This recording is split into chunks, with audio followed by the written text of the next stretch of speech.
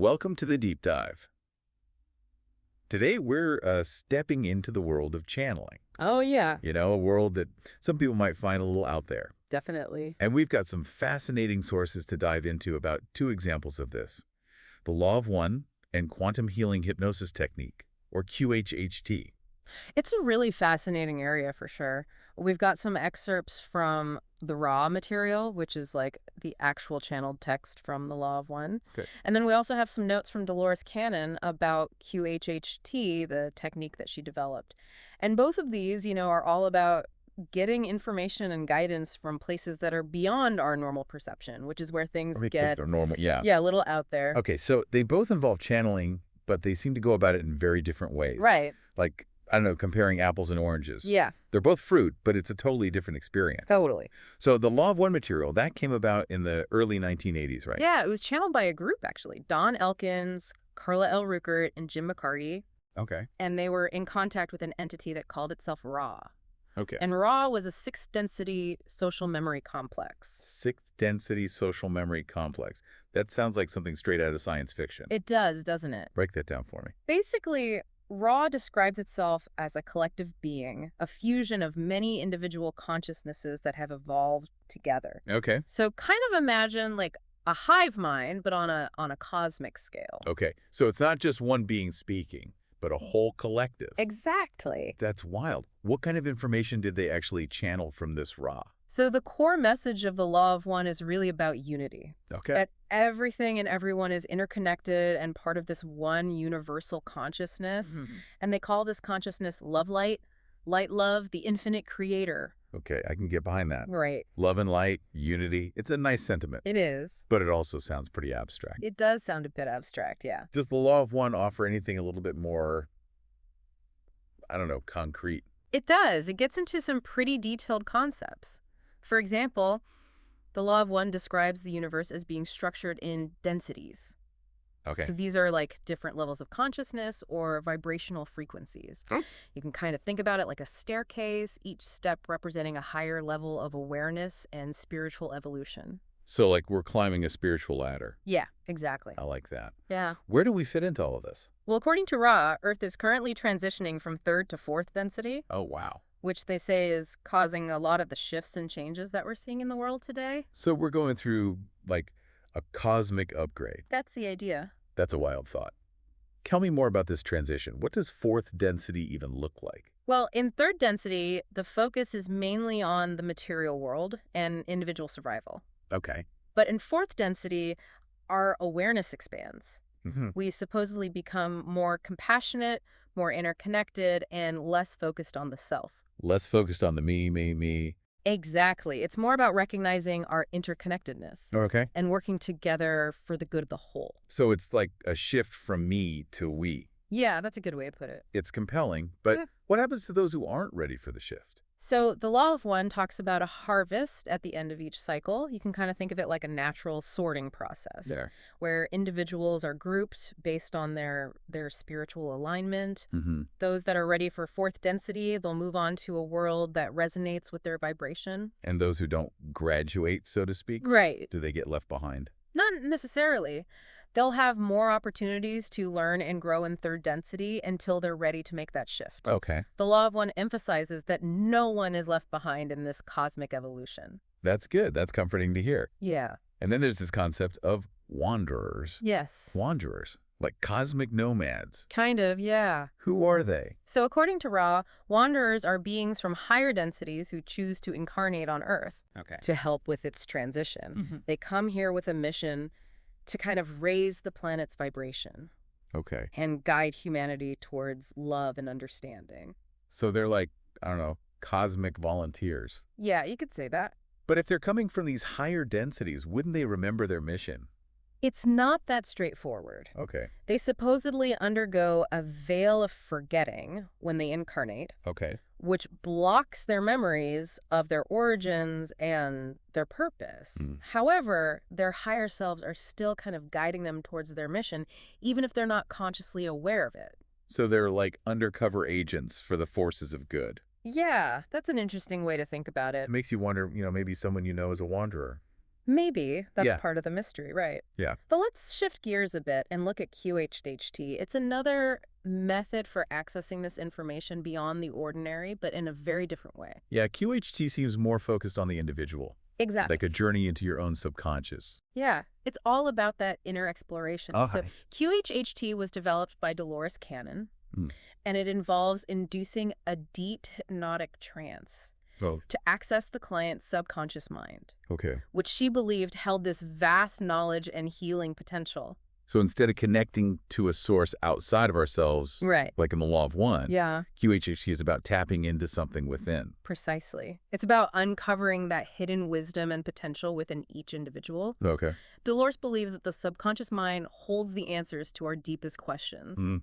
It has insights into past lives Wow. and even the keys to resolving physical and emotional issues. So it's like having a direct line to your inner guru.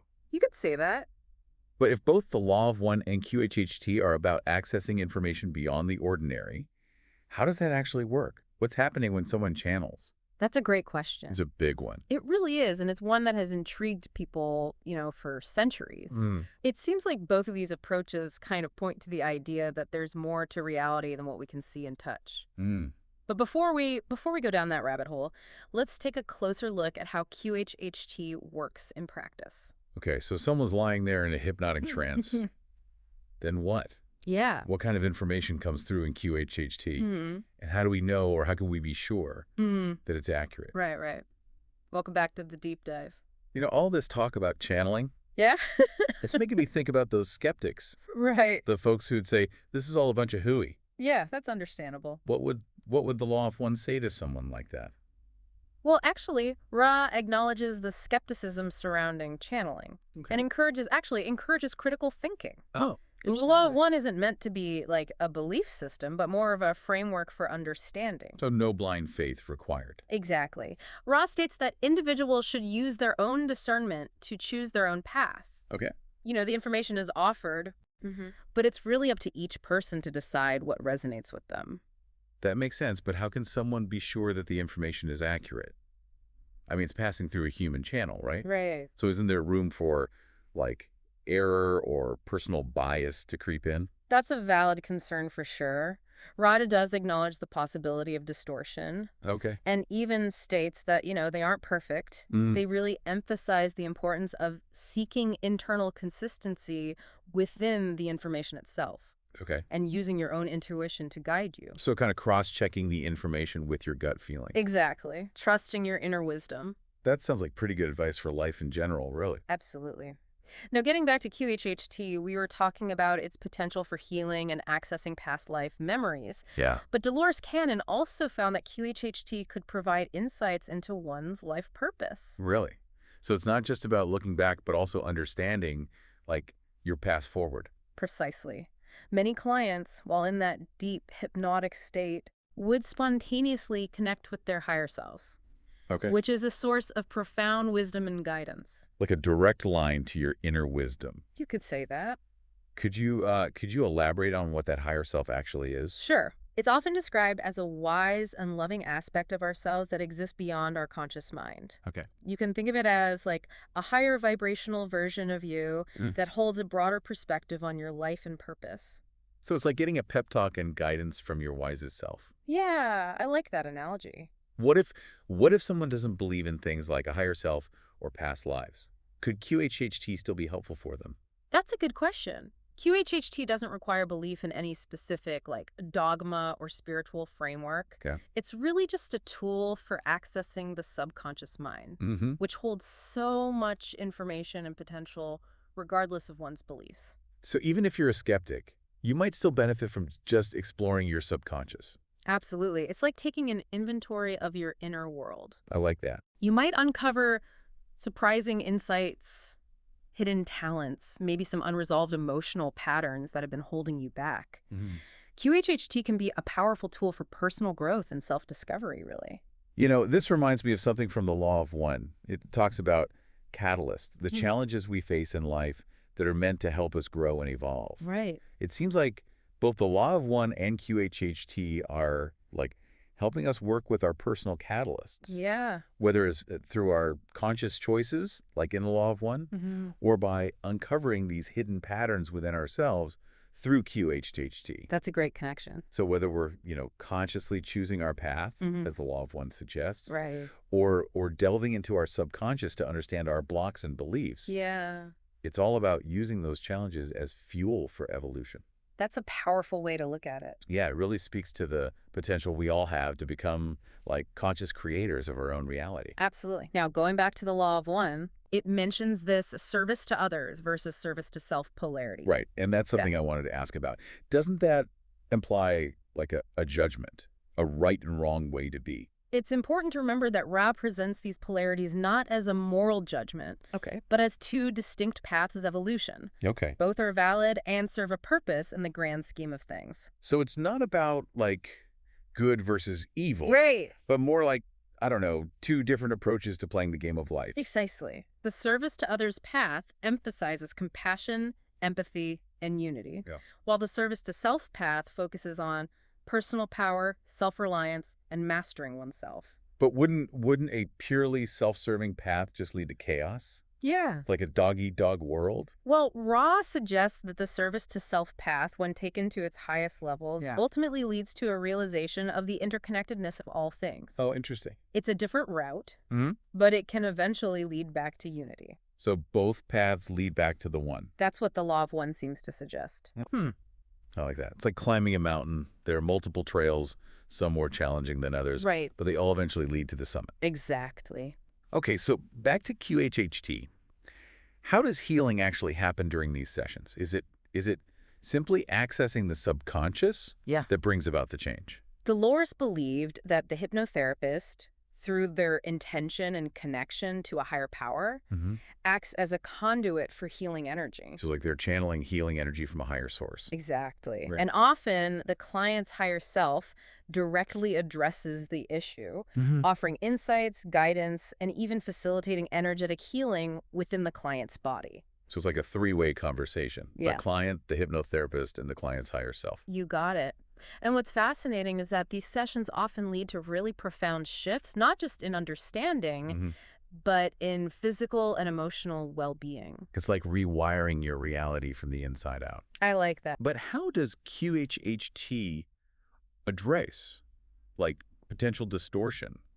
What's to stop the client's own fears or beliefs from clouding the information they receive? Dolores emphasized the importance of, clear intention Okay. and establishing a strong connection with the client's higher self, which she believed acts as a filter, ensuring the information received is for the client's highest good. So the higher self is like a guardian, making sure nothing harmful or misleading is accessed. Yes, exactly. And Dolores believed that any information received, even if it's negative or confusing at first, Right. ultimately serves a purpose in the client's healing and growth. It's all about uncovering and transforming those underlying patterns and beliefs, Exactly. the ones that are creating blockages. Yeah.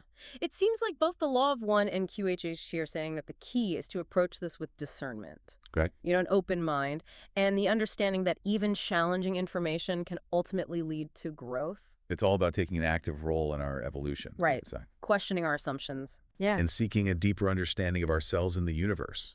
We're all on a journey of self-discovery, and these modalities are just offering us different maps and tools to help us navigate the terrain. Beautifully put. It's about empowering ourselves to become conscious creators of our own reality. Absolutely. I never thought I'd say this, but channeling's starting to sound pretty cool. I know, right? It's less about something spooky and more about a tool for personal growth and expanding awareness. That's a fantastic shift in perspective. And this is just the beginning, right? Oh, yeah, absolutely. Yeah. We've so much more to explore. Oh, I can imagine. My mind is already swimming with all these ideas. Yeah. We've only scratched the surface of these concepts. These are deep waters we're diving into. Deep waters indeed. And there's always more to discover. I'm ready to keep exploring, but before we wrap up, Yeah. I'm curious. What stands out to you, the listener? Yeah. What resonates with you? What sparks your curiosity? So much to think about from our deep dive into the Law of One and QHHT. It really is mind-blowing stuff, isn't it? It is. But I'm kind of wondering now, like, where do we go from here? What can our listener actually take away from all of this? Well, I think, first of all, it's important to remember that these are just two examples of channeling, right? Okay. And there are tons of other approaches out there, Mm-hmm. but I think the key with all of them is to approach it with a a critical but open mind.